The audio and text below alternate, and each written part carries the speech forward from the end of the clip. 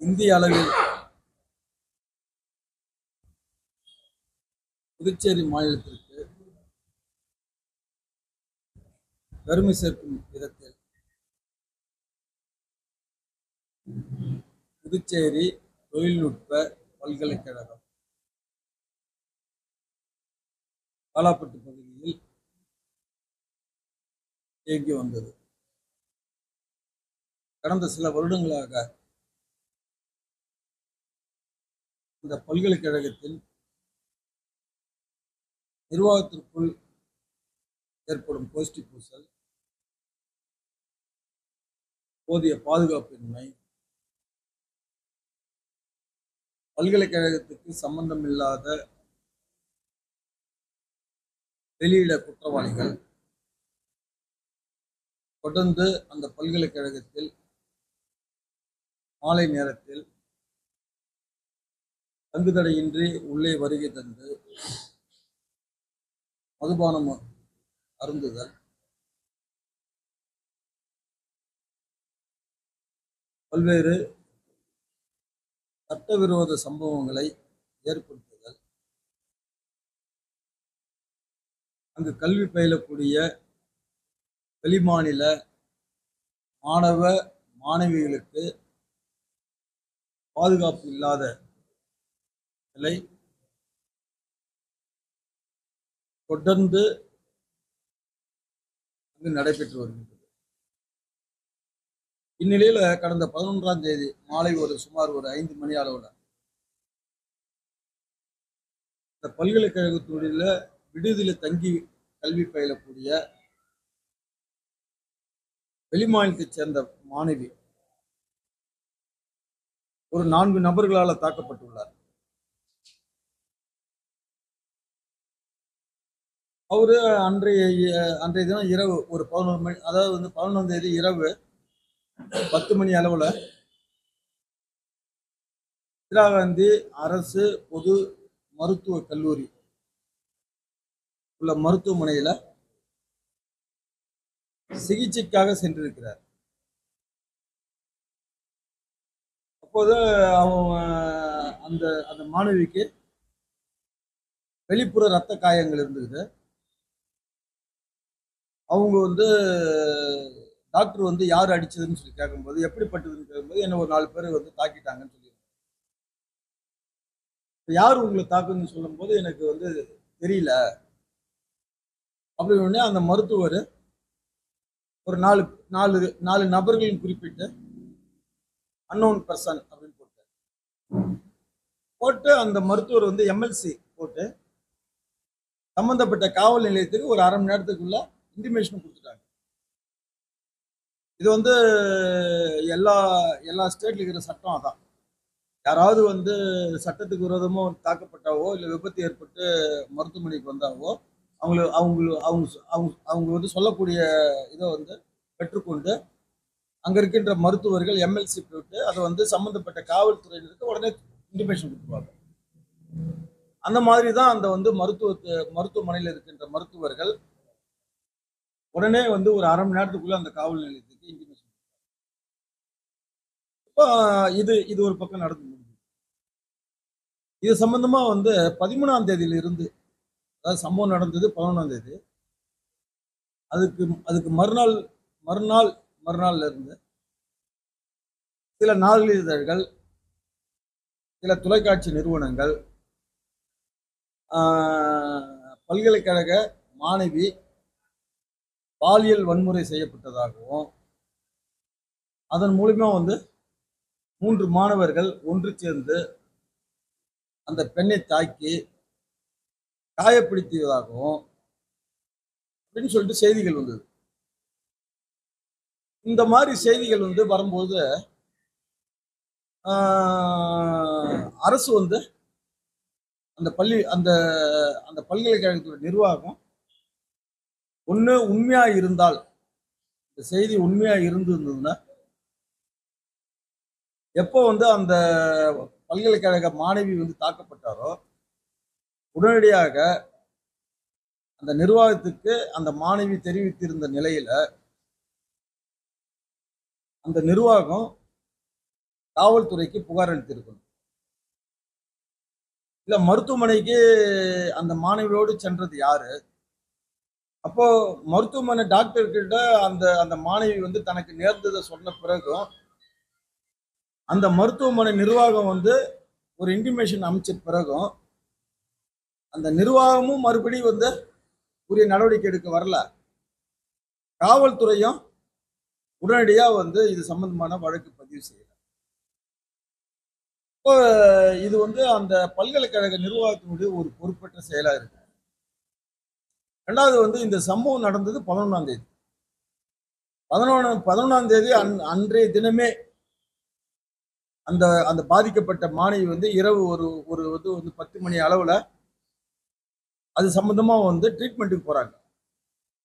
ஆனா இந்த கல்லூரி நிர்வாகத்துக்கு தெரியுது, ஏதோ கூப்பிட்டு வந்து சமரசமும் பேசிக்கிறாங்க. அந்த அந்த பல்கலைக்கழக நிர்வாகம் என்ன பேசினாலும் நமக்கு தெரியாது.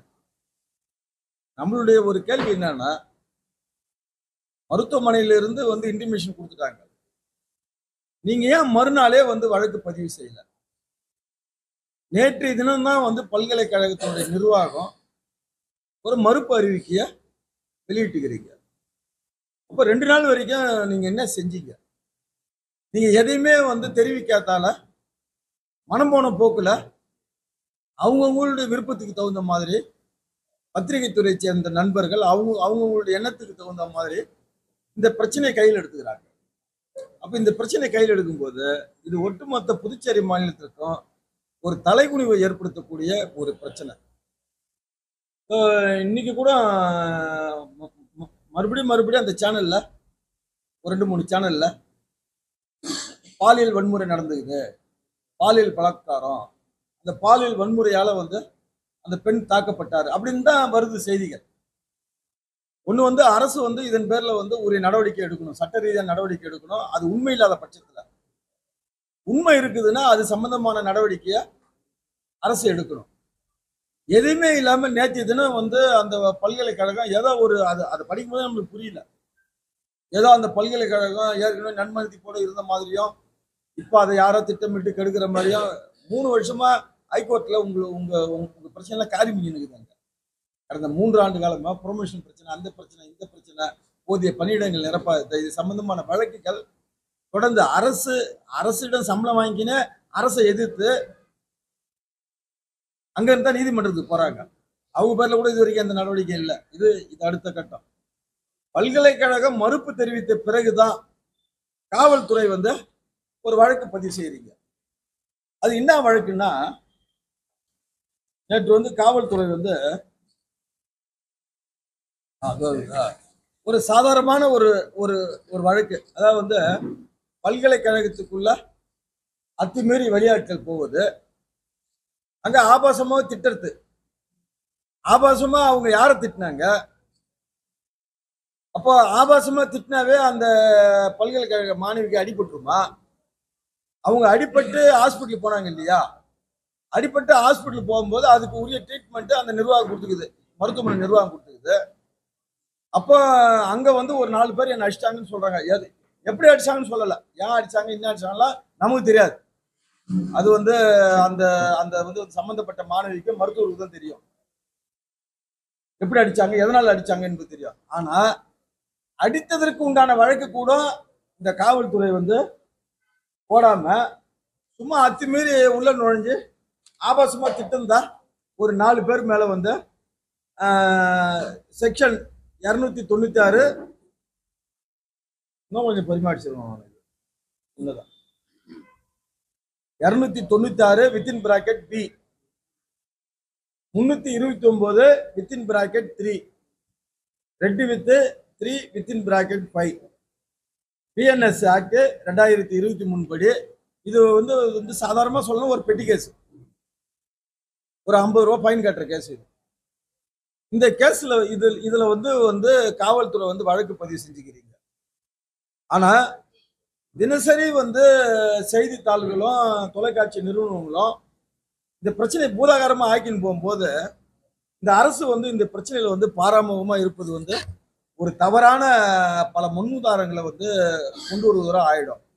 எனவே வந்து மாண்பு முதலமைச்சர் அவர்கள் வந்து இந்த பிரச்சனையில புதுச்சேரி தொழில்நுட்ப பல்கலைக்கழகத்தின் பாதுகாப்பு, வெளிநபர்களுடைய தினசரி அத்துமீறிய செயல்கள். பல்கலைக்கழக மாணவி எந்த பிரச்சனைக்காக தாக்கப்பட்டார்?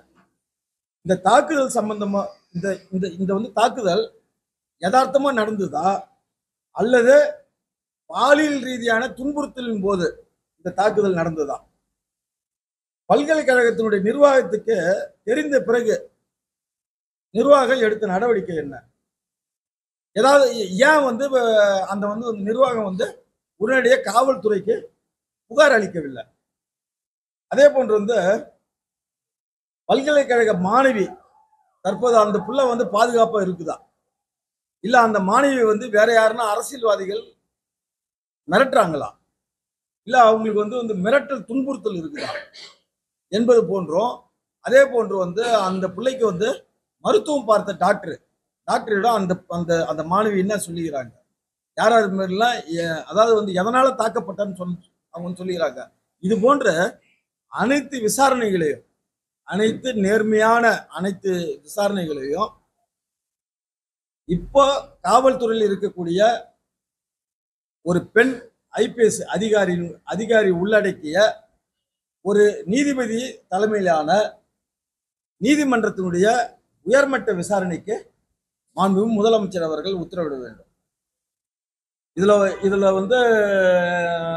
இப்போ அதிமுக பொறுத்தமட்டில் இந்த மாதிரி பிரச்சனைகளை முன்னிறுத்து கேவலமான அரசியல் செய்ய வேண்டிய அவசியம் எங்களுக்கு இல்லை. தமிழகத்தில் அண்ணா பல்கலைக்கழக மாணவி பாலியல் பலாத்கார பிரச்சனையில தவறு செய்தவன் திராவிட முன்னேற்ற கழகத்தை சேர்ந்தவர் என்பது நன்கு தெரிந்தும் அவர் தமிழகத்தினுடைய முதலமைச்சருடைய புதல்வராக இருக்கக்கூடிய துணை முதலமைச்சருடனும் தமிழகத்தினுடைய சுகாதாரத்துறை அமைச்சருடனும் நேரடியான தொடர்புலையும், சுகாதாரத்துறை அமைச்சருடைய வீட்டுக்கு போய் பிரியாணி சாப்பிட்ற அளவுலையும் தொடர்பு உள்ள அந்த நபரை காப்பாற்றுகின்ற விதத்துல தமிழகத்துல விடியா திராவிட முன்னேற்ற கழகத்தினுடைய ஆட்சியினுடைய செயல்பாடு இருக்குது. அந்த பிரச்சனையை திட்டமிட்டு திசை திருப்புவதற்காக பல்வேறு ஜோடனையான பிரச்சனைகளை அந்த தமிழக அரசு ஏற்படுத்தி வருகிறது. இந்த பிரச்சனையிலையும் தமிழகத்தில் நடைபெற்ற இந்த பாலியல் வன்முறை சம்பவமான பிரச்சனையை திசை திருப்புவதற்காகவும் இல்ல அந்த பிரச்சனை நீர்த்து செல்வதற்காகவும் வேண்டுமென்றே திட்டமிட்டு தமிழக அரசு தனக்கு வேண்டிய ஊடகங்களை பயன்படுத்தி இது போன்ற செய்திகளை வெளியிடுகிறார்களா என்கிற சந்தேகம் எங்களுக்கு இருக்குது. அதனால எல்லா பிரச்சனைக்கும் மாண்புமிகு முதலமைச்சர் அவர்கள் இது சம்பந்தமான ஒரு நீதிமன்ற விசாரணைக்கு உத்தரவிட வேண்டும். இப்போ நிறைய ஊடகங்கள் இருக்குது. சில ஊடகங்கள் ஒரு செய்தி போட்டோடனே மற்றவங்களுக்கு வேற முடியல, அவங்க போட்டுதான் ஆகணுன்ற நிலைமைக்கு தள்ளப்படுறாங்க. அதனால இது அரசு உடனடியான ஒரு உரிய விசாரணைக்கு உத்தரவிட வேண்டும். உத்தரவிட்டு வீண் வதந்திகள் இதை தவிர்க்கப்படுவதற்கு மாண்பு முதலமைச்சர் அவர்கள் இது சம்பந்தமான ஒரு நீதிமன்ற விசாரணைக்கு உத்தரவிடணும் சொல்லுங்க. கம்ப்ளைண்ட்ல என்ன சொல்லிடுறாங்க, அத்துமீறி நுழைதல் ஆபாசமா திட்டத்து. ஆபாசமா யார் திட்டாங்கன்னு தெரியல. ஒண்ணு, நமக்கு அந்த பிரச்சனையே வேணாம். அத்துமீறி நுழையிட்டோம், நுழையாம போட்டோம், அது காவல்துறை நடவடிக்கை எடுத்துட்டோம். அந்த பல்கலைக்கழக மாணவி தனக்கு அடிபட்டு மருத்துவமனைக்கு போனாங்க இல்லைங்களா, அவங்க தனக்கு ஏன் அடிபட்டதுன்னு சொல்லியிருப்பாங்க இல்லையா, அதன் பேர்ல என்ன நடவடிக்கை எடுத்தீங்க நீங்க? அதன் பேர்ல ஏதாவது புகார் பெறப்பட்டதா? அந்த புகாரினுடைய அடிப்படையில இப்ப யாராவது கைது செய்யப்படுறாங்களா? அதுக்குரிய செக்ஷன்ல நீங்க வழக்கு போட்டுக்கிறீங்களா? அதுதான் எங்களுடைய கேள்வி. அப்போ ஒரு அரசாங்கம் ஒரு சில பிரச்சனைய காலத்தோடு உண்மை நிலையை சொல்ல முன் வராவிட்டாலும், ஒரு சில பிரச்சனையை தேவையில்லாம மூடி மறைக்கிறதாலையும் அந்த பிரச்சனையுடைய தாக்கம் தேவையற்ற முறையில பூதாகரமா ஆக்கப்படுகிறது. இது சம்பந்தப்பட்ட அரசு துறை அதிகாரிகள் சிலர் என்ன பண்றாங்கன்னா, அரசாங்கத்துக்கு கட்டப்பேர் வந்துடக்கூடாதுக்கோசம் அவங்களுக்கு உரிய ஒரு குறுகிய அறிவோட இந்த மாதிரி செயல்படுத்தால பிரச்சனைகள் விஸ்வரூபம் எடுக்கதான் தெரியுது. 100% ட்ரீட்மெண்ட் பண்ண உடனே எம்எல்சி போட்டாங்க. எம்எல்சி போடாம ஒரு ட்ரீட்மெண்ட் எடுக்க முடியாது. அப்படி எம்எல்சி போடலன்னா அந்த அடிப்பட்ட காரணத்தை அவங்க சொல்லணும். ஆக்சிடென்ட்னா கூட எம்எல்சி தான் போடுவாங்க, போட்டு டிராபிக் சொல்லுவாங்க. போடாம மருத்துவர்கள் செய்ய மாட்டாங்க. இது 100% உண்மை. இந்திரா காந்தி மருத்துவக் கல்லூரியில உடனடியாக எம்எல்சி போடப்பட்டு சம்பந்தப்பட்ட காவல் அதிகாரிக்கு அரை மணி நேரத்தில் அங்கிருந்து இன்டிமேஷன் கொடுத்தாச்சு. இதை வந்து காவல்துறை மறுக்க வேண்டிய அவசியம் இல்லை. எப்போ வந்து ஒரு ஒரு ஒரு மாணவி அடிபட்டு ஹாஸ்பிட்டல் வந்தாங்களோ, அந்த மருத்துவமனையிலேருந்து உங்களுக்கு செய்தி வந்ததோ, நீங்க உடனே உரிய நடவடிக்கை எடுக்கணும். நீ ஏன் எடுக்கல? அப்போ இது வந்து அலட்சியம். இந்த மாதிரி அலட்சியத்தால தான் அரசாங்கத்துக்கு கெட்ட பேர் வரது, பிரச்சனைகள் வந்து திசை திருப்பப்படுகின்றன. அது காரணமா அவங்க இருக்கக்கூடாதுன்னு சொல்ல வரும். இது ஏன்னா வந்து பல்கலைக்கழகம் அது வந்து அதாவது வந்து சாதாரண ஒரு கல்லூரியா இருந்தது. அதனுடைய பெரிய வந்து நாங்கள் மேம்பாட்டால் பல்கலைக்கழகம் மாற்றப்பட்டது. ஒரு இந்திய அளவில் வந்து பெருமை சேர்க்கக்கூடிய ஒரு இடமா இருந்தது. ஆனா அது மெல்ல மெல்ல வந்து சரிவு பாதையில் போயிடுது. அதை வந்து சரி பண்ண வேண்டிய கடமை இந்த மாநிலத்தினுடைய முதலமைச்சருக்கும் துணைநிலை ஆளுநருக்கும் உண்டு. அதுக்கோசம் நாங்கள் சொல்றோம். பாதுகாப்பு கிடையாது, போதிய செக்யூரிட்டி ஆஃபீஸருங்க அங்கே கிடையாது, அப்படியே அந்த கூட சம்பளம் ஒழுங்காக போடுறது கிடையாது, நிறைய ப்ரொமோஷனல் நீயா நானான்னு சொல்லிட்டு சண்டை போட்டுக்கிறதுக்கு கோர்ட்டு கேஸுக்கு அலையிட்டு இதை மாதிரிலாம் இருக்குதாங்க. ஒரு சம்பவத்தில் ஒரு பாதிக்கப்பட்ட பெண்ணு வந்து புகார் கொடுக்கலன்னதுக்கோசம் அந்த சம்பவத்தை வந்து அதோட விட்டுற முடியாது. அந்த பெண்ணு வந்து ஒரு கூச்ச சுபாவமாக இருக்கலாம், குடும்ப சூழ்நிலை இருக்கலாம், தனக்கு பாதுகாப்பு இல்லாமல் போயிடுமான்னு கூட நினைக்கலாம், மான அவமானங்களை வந்து ஏற்றுக்கொள்ளக்கூடிய சக்தி இல்லாத பெண்ணா இருக்கலாம். அப்போ அவங்க புகார் கொடுக்க மாட்டாங்க. ஆனா ஏன் நீங்க அதாவது இன்னொன்று சொல்ற வாங்கிக்க, பாதிக்கப்பட்ட பெண்ணுக்கு சட்டங்கள் வந்து நிறைய பாதுகாப்பு கொடுக்குது. நீங்க அவங்களுடைய பேரு அவங்களுடைய இன்ஷியல் கூட சொல்லக்கூடாது. இப்போ ஒரு சேனல்ல பாக்குறேன், ஒரு பொண்ணை வயசுக்கு வந்து ஒரு பொண்ணை போட்டு இப்படி ஆடி நிற்கிறாங்க, ஒரு 3 பேர் போச்சு அவங்க பிடிச்சி இருக்கிறாங்க. நல்ல ஒரு பிரதான ஒரு சேனல்ல வருது. இதெல்லாம் வந்து விளையாட்டு விஷயம் கிடையாது. எதாருக்கிட்ட சித்தரிக்கப்பட்டது. நீ ஒரு பொண்ணை 3 பேர் வந்து அதை சிண்டல் பண்ணான்னு சொல்லிட்டு போயா, ஒரு படத்தை போட்டு அதை போட்டு கையை பிடிச்சி இழுத்துன்னு காலை பிடிச்சி இழுத்துன்னு பார்க்கும்போதே ஒரு மாதிரி இருக்குது. நீ சொல்ற சித்தரிக்கப்பட்டதுன்னு அதை பார்க்குறவங்க அந்த பொண்ணு ஏதோ ஒரு மூஞ்சை காட்டுறாங்க, ஒரு நல்ல ஒரு அழகான பொண்ணு மூஞ்சை காட்டுறாங்க. இந்த பொண்ணா இருக்குமோ அப்படின்னு நினைக்கிறவங்க எவ்வளவு பேர் இருக்கிறாங்க. எனக்கே தெரியாது சித்தரிக்கப்பட்டது எதுன்னு. அந்த தம்பி தான் சொன்ன போல இது வந்து அனிமேஷன். அனிமேஷன் என்னப்பா போட்டுன்னு பார்த்தா கருப்பா தான் தெரியும். விட்டுறக்கூடாது இல்லை. மற்ற பிள்ளைங்களுக்கு அந்த மாதிரி நடக்காததுக்கு அவங்க ஒரு பாதுகாப்பு தேவை இல்லையா? அதை வந்து ஒரு வந்து சீக்கிரட்டா அதை விசாரிச்சு என்ன நடந்ததோ அதை இது பண்ணலாம். அது வழக்கு அப்படிப்பட்ட ஒரு வழக்கா இல்லை. யாராங்க அதாவது இப்போ பள்ளி மாணவரோ இல்லை மாணவியோ தாக்கப்பட்டதா இல்லை. அத்துமாரி உள்ள போய் ஆபாசமா திட்டினாங்கன்னு ஆபாசமா திட்டின்னு ஏன் மருத்துவமனைக்கு போய் ட்ரீட்மெண்ட்டுக்கு போறாங்க? திட்டினா ஏதாவது உப்புமா முகலாம் ஏன் வருமா? திட்டினா மேல பட்டதான் வரும். புதுச்சேரி உங்கள் AMN டிவி செய்திகளை யூடியூபில் உடனுக்குடன் காண AMN டிவி பாண்டிச்சேரி சேனலை சப்ஸ்கிரைப் செய்யுங்கள். பெல் பட்டனை மறக்காமல் கிளிக் செய்யுங்கள்.